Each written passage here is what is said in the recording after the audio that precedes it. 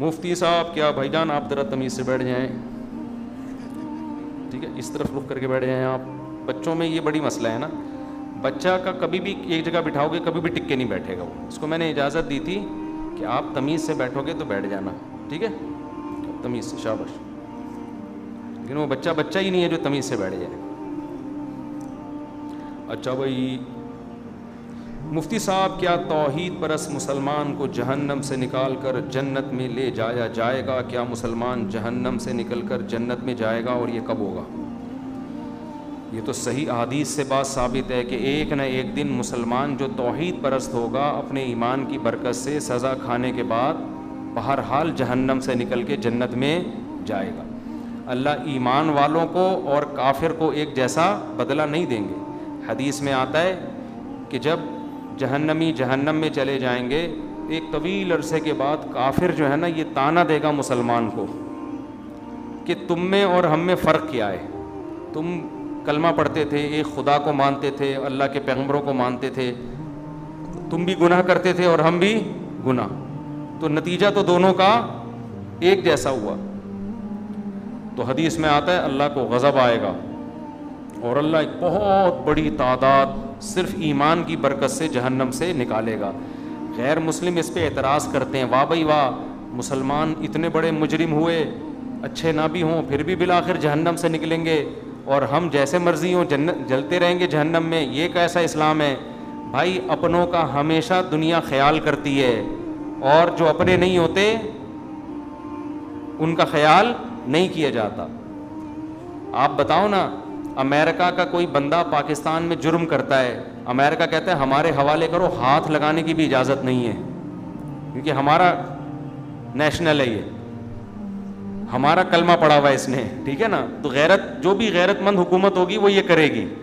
तो अल्लाह कहता है गुनहगार था, मानता तो था ना कि मैं हूँ, मैंने नेमतें दी हैं, गुनाह का इतराफ़ भी करता था, और तुम तो मानते ही नहीं थे कि कोई जन्नत भी है कोई जहन्नम भी है।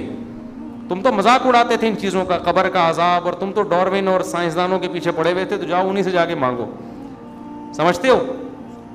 तुम्हें डार्विन ने उल्टी पट्टियाँ पढ़ा दी थी कि ये मुर्गी खुद बनी है, ये अंडे, ये जो मुर्गी 21 दिन अंडे सेती है ना और घुमाती रहती है, ये इसकी खोपड़ी में ऑटोमेटिकली आ गया था। ये बकरी का बच्चा पैदा होते ही जो थनों की तरफ लपकता है, ये एवोल्यूशन का नतीजा है, एवॉल्व हुए हैं, ये इतने समझदार हो गए, पैदा होते ही थन तलाश कर रहे हैं।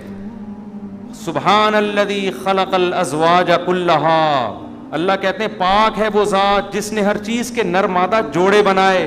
एवॉल्व होने के नतीजे में नर मादा कैसे बन गए? क्या हो गया भाई? ये साइंस इतनी ज़हीन है, नेचर इतनी ज़हीन है कि हर चीज़ नर और मादा में डिवाइड हो गई है, फिर उनका मिलाप होता है, बच्चे पैदा होते हैं। ये एवोल्यूशन का नतीजा नहीं हो सकता, किसी ने बनाया है। तो हम तो भाई उस बनाने वाले को मानते हैं कि मुर्गा मुर्गी खुद नहीं पैदा हुए, उसके नतीजे में अंडा ऑटोमेटिकली वजूद में नहीं आ रहा। उस अंडे में ऐसे सॉफ्टवेयर कि मुर्गी अंडा देने से पहले छुपती है कहाँ जाके देना है, उसको पहले से पता है कि ये अंडे से क्या निकलेगा, बच्चा निकलेगा, हालांकि उसने किसी से सीखा नहीं है। एवॉल्व अगर हो रही हैं चीजें तो बॉडी में तब्दीली आए ना, खोपड़ी कहां से इतनी तरक्की कर रही है? बताओ, किसी को हुनर सिखाए बगैर खुद कोई सीख लेता है? ड्राइविंग की सीट पे बिठा के चलवाना पड़ता है तो जाके इंसान ड्राइविंग सीखता है, जो बिल्कुल सादा सा काम है। मुर्गी ने अंडों को 21 दिन बैठ के सेना कहां से सीख लिया, और उसको ये भी पता है इसको क्या करना है, यहां से भी पकाना है, अब यहां से भी पकाना है इसको, ठीक है ना। और ऐसे कुर्बानियां दे के बच्चे निकालती है, फिर ऐसे उनकी फिर दाना तोड़ तोड़ के उनके मुंह में डाल रही है, पहले उनको खिलाती है फिर खुद खाती है। ये सब चीजें एवोल्यूशन का नतीजा नहीं है।